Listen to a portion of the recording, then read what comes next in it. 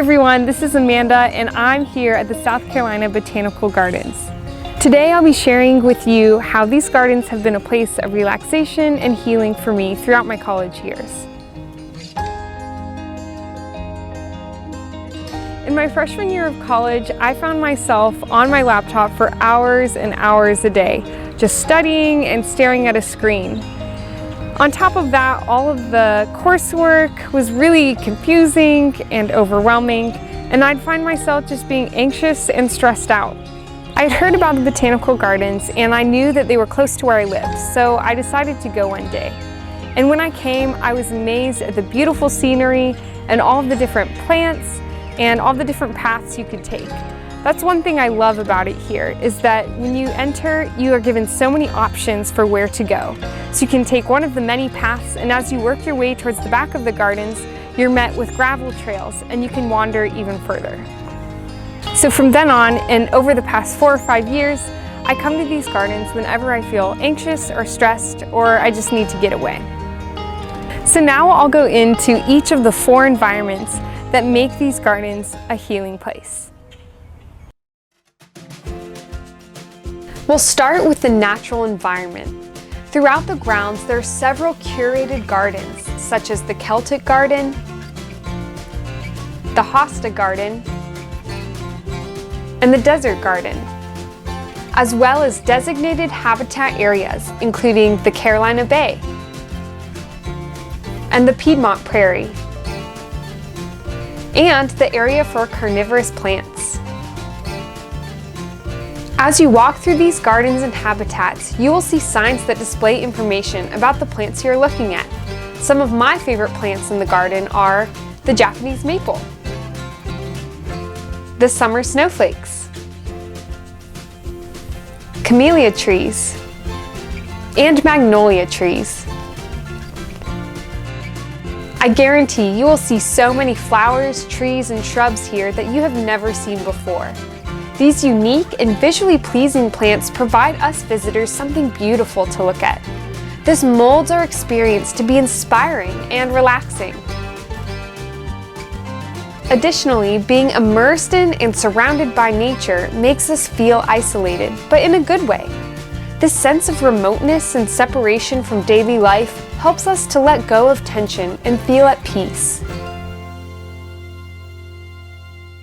The South Carolina Botanical Gardens also has a plethora of built structures, such as bridges, swinging benches, and fun sculptures, as well as buildings like the Geology Museum and the historic Hanover House.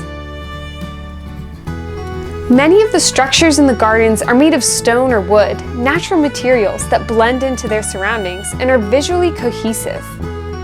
On the other hand, some structures were made to stand out and provide entertainment to passers-by. This metal sculpture is a fun and whimsical greeting as you enter the children's garden. And these Jurassic Park-themed props convince you there's a dinosaur stomping just around the corner.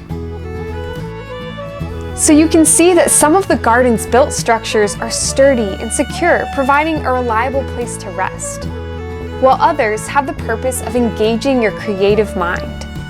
For me, the garden's built environment lets me wander freely while still having a sense of where I am. This makes me feel simultaneously adventurous, but also calm and comfortable.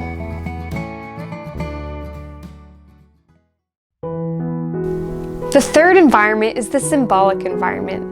One of my favorite attributes of the South Carolina Botanical Gardens' symbolic environment are the dedications to loved ones that have passed away. I remember one day a few years ago stumbling across one of these dedicated benches. Laying on it were a bouquet of flowers and a laminated note from the person's mother. The note described the sorrow and grief of a mother whose son mysteriously disappeared 10 years ago. She has long since presumed him to be dead and dedicated this bench in his memory. Stories like this are sprinkled around the garden in the form of benches, plaques, and trees.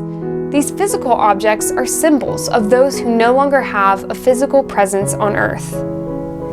These memorials add meaning to what seem like ordinary objects. They create an atmosphere of respect and reflection. And finally, we've arrived at the fourth environment, social. We can see how aspects of the previous environments tie into the social environment. For example, we've talked about benches as built and symbolic objects, but they are also perfect spots to sit alone or with a friend and people watch or talk. Large stone tables are spread throughout the garden for people to picnic together. Social support can also be found at the amphitheater, where people gather to watch live performances. The SCBG also has group activities available, such as outdoor yoga, full moon walks, and educational workshops. The Gardens as an organization brings people together to enjoy learning and living in community. Overall, the natural, built, symbolic, and social environments work together to create a healing sense of place. In these four environments, we see beauty, security, meaning, and fellowship. When you combine all of the elements we've talked about, you end up with a place that feeds your mind, body, and spirit.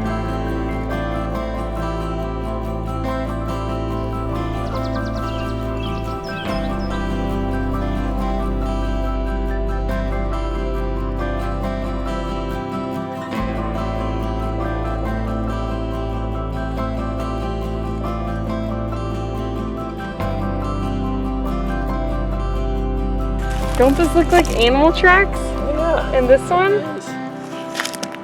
Maybe a little deer? Yeah. I just want to hug it. What is it?